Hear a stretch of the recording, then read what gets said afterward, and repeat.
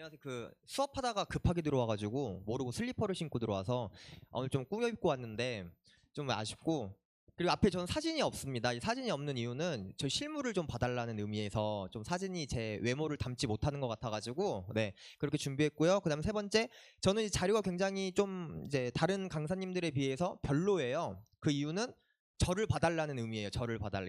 자료만 보시더라고요. 제가 뭐 이렇게 설명을 드리면 계속 자료만 보시는데, 저 오늘 조금 꾸며 입고 왔는데 저를 좀 봐달라는 의미에서 자료는 살짝 조금 부족해 보이는 것처럼 준비해 왔습니다. 그러면은 지금부터 시작하겠습니다. 일단 기출문제 분석 여기 해드릴 거고요. 그 다음에 수업 자료 제가 어떻게 수업을 할 건지, 그 다음에 커리큘럼은 어떻게 짜져 있는지 이렇게 이제 설명을 간단하게 드리도록 하겠습니다. 이제 어머니들도 바쁘시고 저도 빨리 수업을 또 들어가야 돼가지고 네, 좀 빠르게 진행된다는 점. 일단 기출문제 먼저 분석해 드릴게요. 통합과학 같은 경우는 굉장히 난해해요. 왜냐면 이제 옛날 뭐 저랑 뭐 저희 밑에 이제 부모님 분들 세대 같은 경우에는 고등학교 때 물리화학, 생물, 지구과학 이렇게 해가지고 막 전문적으로 배웠는데, 지금은 갑자기 교육과정이 바뀌어가지고 1학년 때는 조금 이런 과목들을 대강 좀 하고 올라가서 이제 너네가 원하는 거 선택을 해, 이제 주로 이렇게 교육과정이 바뀌어 있거든요. 근데 문제가 뭐냐면 너무 얕아요. 통합과학이 수준이 너무 얕아서 통합과학에 있는 물리를 좋아한다고 하든 뭐 생물을 좋아한다 하든 생명과학 원이나 이런 전문 과목을 들어가 버리면 애들이 엄청 어려워해요.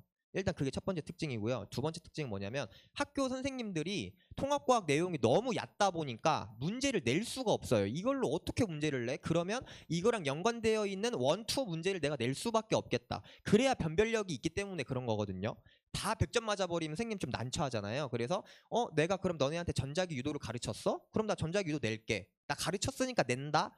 보충 프린트를 나눠주거나 혹은 여기서 낼게, 혹은 그런 말 안 하고 그냥 내고 이제 학생들이 따지러 가면 이거 교육과정에 있길래 가르친 것 뿐인데, 이제 이런 식으로 되거든요.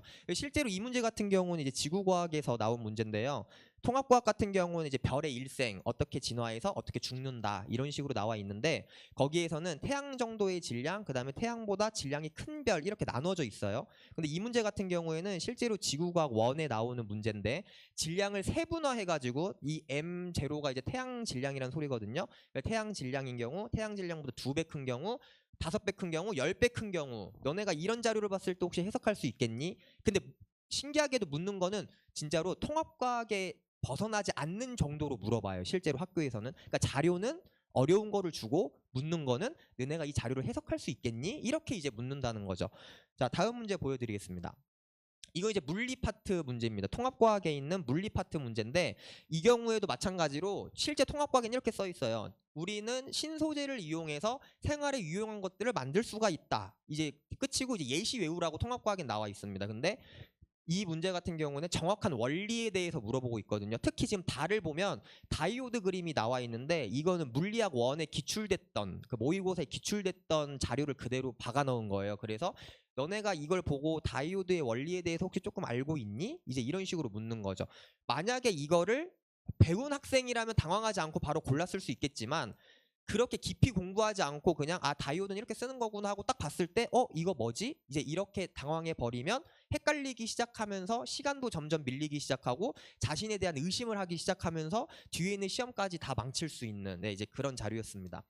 자, 다음 자료 같은 경우 마찬가지 물리 파트인데, 이게 물리 파트랑 화학 파트가 굉장히 골 때리는 게 뭐냐면, 물리 파트에서는 실제로 교육 과정이 중력에서 가만히 놓았을 때 등가속도 운동에서 떨어진다. 속력이 1초 동안 9.8m/s씩 빨라진다 라고 나와 있거든요. 근데 이게 등가속도 운동의 한 종류예요. 그래서 학교 선생님들이 등가속도 운동을 실제로 출제를 하고, 등가속도 운동 같은 경우에는 물리학 1 수능 문제에서 흔히 19번, 20번으로 등장하는 이제 학생들이 많이 고3 수험생들이 많이 풀어보는 그런 문제 분야거든요. 실제로 이거 말고도 운동량 충격량이라는 곳이 있는데, 운동량 충격량 같은 마찬가지로 물리학 1에서 역학 파트에서 하나의 축을 다루고 있는 그런 문제예요. 그래서 통합과학에서는 자, 우리가 운동량 충격량이 이제 이런 공식이 이런 거고, 이러한 특징을 이용해서 우리가 안전한 뭐 안전모나 뭐 이런 스티로폼 같은 걸 싸는 거예요, 이렇게 가르치거든요. 근데 정작 문제에서는 운동량 충격량 충돌했을 때 어떻게 되냐 이런 걸 계산해서 풀라고 실제로 내거든요.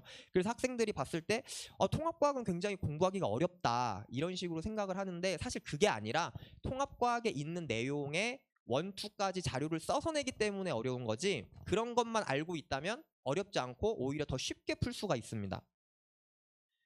이건 실제로 이 생명과학 문제인데요. 생명과학의 이제 세포의 특성을 묻는 문제인데, 이 자료 같은 경우에는 실제로 생명과학 1에 나오는 자료를 그대로 갖다 썼어요. 왜냐하면 실제로 통합과학에는 대장균이 나오지가 않거든요. 이런 간세포 이런 식으로 분리하지 않아요. 그냥 세포는 이렇게 되어 있어, 식물세포는 이런 특징이 있고 동물세포는 이런 특징 돼 있어 인데, 이걸 가지고 혹시 너네가 이런 대장균 같은 애도 분류해 볼 수 있겠니? 이런 식으로 내는 건데, 이거 제가 찾아보니까 실제로 생명과학 1에 있는 고2 모의고사 문제 자료 그대로 갖다 써가지고 보기만 바꿔가지고 출제한, 이제 이런 식으로 출제를 하거든요.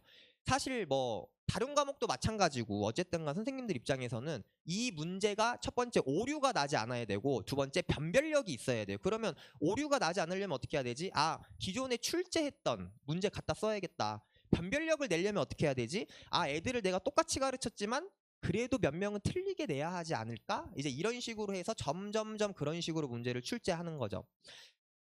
그러면은 저는 이제 어떻게 수업을 할 것이냐? 아까 말씀드렸던 것처럼 이건 이제 허블 법칙 예로 말씀드리면, 자, 우주가 커진다. 통합과학엔 이렇게 나와요. 자, 우주가 커지고 있습니다. 그 증거는 뭐가 있어요?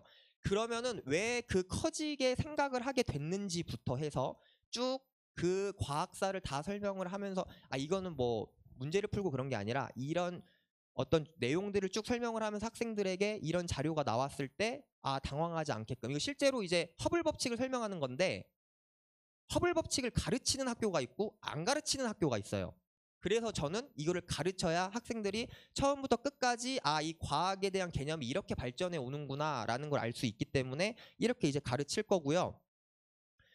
이거 실제로 이제 이거는 4월에 제가 이제 내신 대비 거의 들어갔을 때, 이제 3월 같은 경우에는 이런 개념 수업을 하고 4월 같은 경우는 심화 수업과 문제풀이 수업을 하는데, 실제로 제가 쓰는 자료 중에 하나인데요. 이게 실제로 고2, 고1 학력평가 문제였고, 이게 실제로 기출문제에 나왔던, 어떤 학교의 기출문제 나왔던 건데 완전히 똑같아요. 그러니까 그래프 모양만 바꾸고 이제 이름만 바꾼 거일 뿐이거든요. 그래서 이런 자료들을 계속 접해봐야 아, 내가 이런 개념을 넣어서 풀 수 있겠구나, 이런 식으로 이제 학생들이 충분히 문제를 풀 수 있다는 겁니다. 이거는 이제 제가 자료로 나가는 건데, 통합과학에서 가장 학생들이 어려워하는 게 이거예요. 어디까지 공부를 해야 돼요, 선생님? 선생님이 수업으로 심화 수업까지 싹 다 해주는데 그럼 저는 어디까지 공부를 해와야 되죠? 그거에 대한 가이드라인을 제가 제시해 주는 거예요. 이걸 주고 너네는 하여튼간 공부를 안 할 거면 안 할 사람 하지 말고, 할 거면 최소한 내가 주는 이거 괄호 채우기를 해오든지 서술형 채우기를 해오든지 해서 이것만이라도 외워와. 그리고 이거 가지고 외워왔는지 안 외웠는지 그대로 테스트를 봐요. 저는 테스트 외우는 거는 그대로 봐요. 이유? 이거 또 바꾸잖아요. 애들 또 정신 나가가지고 이상한 거 쓰고 앉아있고, 또 뭐 하라고 하면 선생님 저 다른 과목 해야 되는데요. 다른 과목 해야 되는데, 그래? 그럼 너 이거 일단 외워와. 그리고 4월에 우리 문제 풀 때 너가 정말 정확히 외워져 있는지 내가 확인해 볼게. 그렇게 해서 그 모의고사 모음집이나 이제 그런 것들을 주면서 암기가 안 된 부분을 다시 한번 체크해서 중간고사를 볼 수 있도록, 그리고 나중에 기말고사도 볼 수 있도록 그렇게 수업을 진행하겠습니다. 그리고 마지막으로 이제 커리큘럼인데요. 3월 3일에 이제 개강을 해요. 좀 빨리 해요. 좀 빨리 하는 이유는 뭐냐면 제가 그만큼 한 번이라도 더 봐주려고 하는 거거든요. 그 뭐 둘째 주에 해도 되고 뭐 셋째 주에 해도 되고 첫째 주에 해도 되는데, 저는 이제 하루라도 빨리 불러서 하루라도 더 공부 모드로 들어가기 쉽게 하고, 그리고 이제 학교마다 중간고사 기간이 다 다르기 때문에 뭐 빨리 보는 학교는 4월 중후반, 뭐 4월 후반 초반, 뭐 5월까지 넘어간 학교들이 있기 때문에 그런 것까지 제가 다 고려를 했을 때는 빨리 개강하는 게 좋을 것 같다. 그렇게 해서 이제 3월 같은 경우에는 이제 개념 설명을 할 거고요. 개념 이제 쭉 설명하고, 그 다음에 암기 해올 거 암기 다 시키고, 왜냐면 중간고사 같은 경우는 암기 파트가 대부분이거든요. 그 다음에 4월로 넘어가게 되면 심화학습, 아까 제가 말씀드렸던 거, 뭐 지구과학 같은 경우에는 그거랑 연결된 과학사 같은 것도 쭉 다 가르치고, 물리 같은 경우에는 그거에 심화되는 내용, 화학도 마찬가지, 생명과학도 야, 너네가 이런 것까지 외우면 좀 좋을 것 같은데, 이제 이런 것들을 다 이제 할 거고요. 일단 4월 14일까지가 정규 교육 과정의 일부인데, 만약에 시험이 늦는 학교가 있다면 그런 학생들은 이제 한 번 정도 더 할 수도 있고, 네, 그런 식으로 진행될 예정입니다. 이거는 이제 제가 뒤에다가 그 어떻게 기출 문제들이 제 자료에서 아까 제가 말씀드렸던 것처럼 이런 식으로 나온다고 했던 것들이 어떻게 기출이 지금까지 돼 왔는지 이제 학부모님 여러분들께 보여드리려고 제가 붙여놓은 거거든요. 그래서 이거 보시면서 아, 이런 식으로 수업을 하면 되겠구나, 이제 이렇게 생각해 주시면 되겠습니다. 여기까지 하겠습니다. 감사합니다.